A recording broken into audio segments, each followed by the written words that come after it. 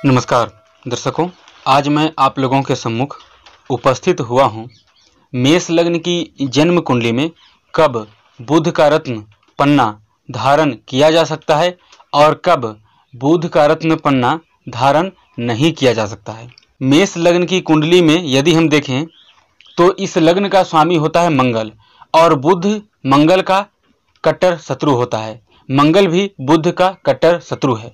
जहाँ पर बुध हरा रंग का प्रतिनिधित्व करता है वहीं पर मंगल लाल रंग का प्रतिनिधित्व करता है। तो यहाँ पर लाल रंग और हरा रंग ये दोनों एक दूसरे के कट्टर शत्रु हैं। अगर बुध की डिपार्टमेंट की बात करें कि बुध को इस लग्न की कुंडली में किस भाव का स्वामी बनाया गया है, तो एक तीसरा भाव जो कि न्यूट्रल भाव है, साहस पराक्रम मेहनत का भाव है, और एक छठा भाव जो कि त्रिक भाव है, पतित भाव है, बुरा भाव है।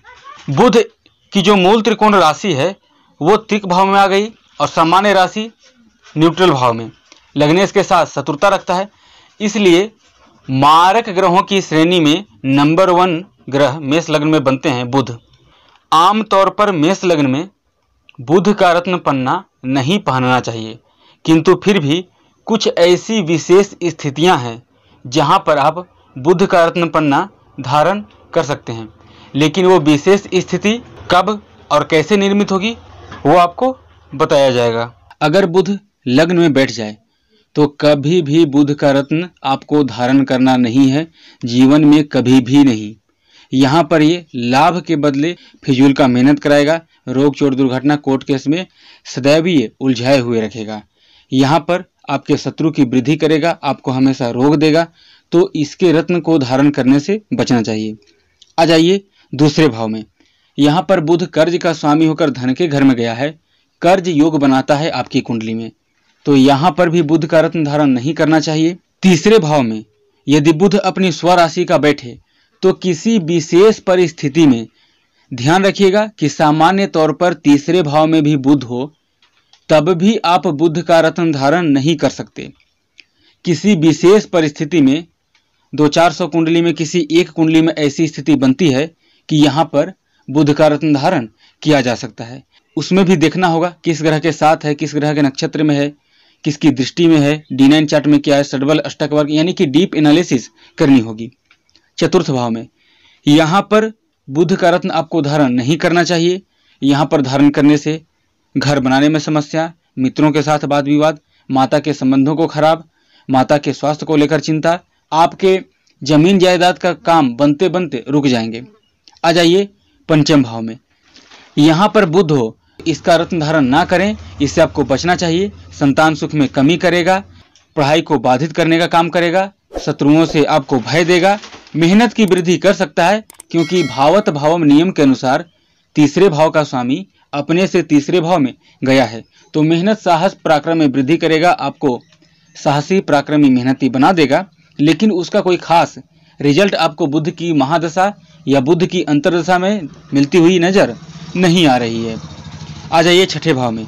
यदि बुध छठे भाव में अपनी उच्च राशि या अपनी मूल त्रिकोण राशि में बैठा हो तो जेनरली सामान्य तौर पर आप यहाँ पर बुध का रत्न धारण नहीं कर सकते हैं। लेकिन किसी विशेष परिस्थिति में आप बुध का रत्न धारण कर सकते हैं, क्योंकि बुध यहाँ पर स्वराशि का है, उच्च राशि का है। वो विशेष परिस्थिति क्या है वो किसी की भी कुंडली को देखकर बताया जा सकता है। यहाँ पर नियम वो बताया ही नहीं जा सकता, देखना पड़ेगा किसकी दृष्टि में है, किसकी युति में है, किसके नक्षत्र में बैठा है, कहाँ से संबंध बना रहा है, डीप एनालिसिस इसकी करनी होगी।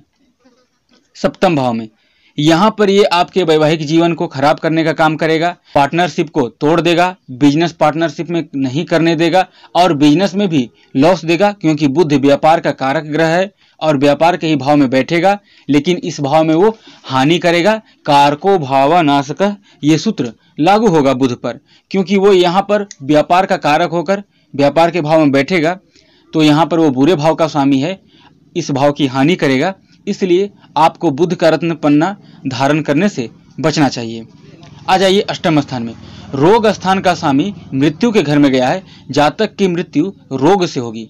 भूल कर भी बुध का रत्न पन्ना आपको जीवन में कभी भी नहीं धारण करना चाहिए। बुध के रत्न धारण करने से आपकी बीमारी लंबी हो जाएगी, कोई ऐसा बीमारी होगा जो जल्द किसी डॉक्टर के भी पकड़ में नहीं आएंगे और ये बीमारी जल्द आपको नहीं छोड़ेगी। आ जाइए नवम भाव में। छठे भाव का स्वामी नवम भाव में गया है। इसका रत्न धारण कर सकते हैं किसी विशेष परिस्थिति में। आमतौर पर आप इसका रत्न धारण नहीं कर सकते। आ जाइए दसम भाव में। मेहनत का स्वामी कर्म के घर में गया है। प्रतियोगिता भाव का स्वामी कर्म के घर में गया है। यहाँ पर आप बुध का रत्न धारण कर सकते हैं, लेकिन वो भी विशेष परिस्थिति ही होगी। जनरली यहाँ पर बुध हो तो 50% मामलों में आप इसका रत्न धारण कर सकते हैं, लेकिन उसमें भी यह निर्भर करता है कि इसकी स्थिति क्या है। लाभ भाव में यहाँ पर बुध हो तो आप इसका रत्न 90% मामलों में धारण कर सकते हैं। 90% मामलों में इसका रत्न धारण किया जा सकता है, किंतु फिर भी 10% मामला ऐसा है जहां पर आप इसका रत्न धारण नहीं कर सकते, क्योंकि कर्ज स्थान का स्वामी लाभ के घर में गया है। अगर पाप प्रभाव में हुआ, पीड़ित स्थिति में हुआ, बुरा फल देने के लिए बाध्य हुआ तो आपके लाभ में कमी करेगा। कर्ज की समस्या ज्यादा रहेगी आपके जीवन में। कोर्ट केस का समस्या ज्यादा रहेगा, कोर्ट केस में उलझाए हुए रखेगा। आपके शत्रु आपको परेशान करेंगे। यानी स्थितियां निर्भर करती है कि बुध किस स्थिति में है। आ जाइए 12वें भाव में। रोग स्थान का स्वामी अस्पताल के घर में नीच का होकर बैठा है। कोर्ट केस का स्वामी जेल यात्रा के घर में नीच का होकर बैठा है। कभी भी बुध का रत्न पन्ना धारण नहीं करें। यहाँ पर बुध हो तो कभी भी इसका रत्न धारण ना करें। बुध का रत्न धारण करने से 100% मामलों में आपको बचना चाहिए। ये किसी भी लिहाजे से आपके लिए श्रेष्ठ फलदायी नहीं रहेगा। रोग स्थान का स्वामी 6-12 का कॉम्बिनेशन कभी भी आपको अच्छा रिजल्ट नहीं देगा। जनरली जो बुध का रत्न जहां पर पहनना चाहिए वो ज्यादातर संभावना है कि दशम और एकादश, इन दोनों में कम से कम 50 से 80% मामलों में इनका रत्न धारण किया जा सकता है, लेकिन जल्द नहीं धारण किया जाना चाहिए। यदि आप इसका जेम स्टोन धारण करना चाहते हैं तो किसी सुयोग्य ज्योतिषी से अपनी जन्म कुंडली का विश्लेषण अवश्य करवा लीजिए। अन्यथा अगर आप इस वीडियो को देखकर या किसी अन्य व्यक्ति के भी वीडियो को देखकर अगर आप रत्न धारण करते हैं तो आपको लेने के देने पड़ सकते हैं। इसका जो रत्न कुछ मामलों में धारण किया जा सकता है वो तीसरे भाव में और नवम भाव में। इन दो भाव में 50% मामलों में धारण किया जा सकता है, लेकिन वो भी कोई विशेष परिस्थिति ही होगी। ज्यादातर यहाँ पर बुध का रत्न पन्ना धारण करना किसी भी जातक अथवा जातिका के लिए शुभ नहीं है।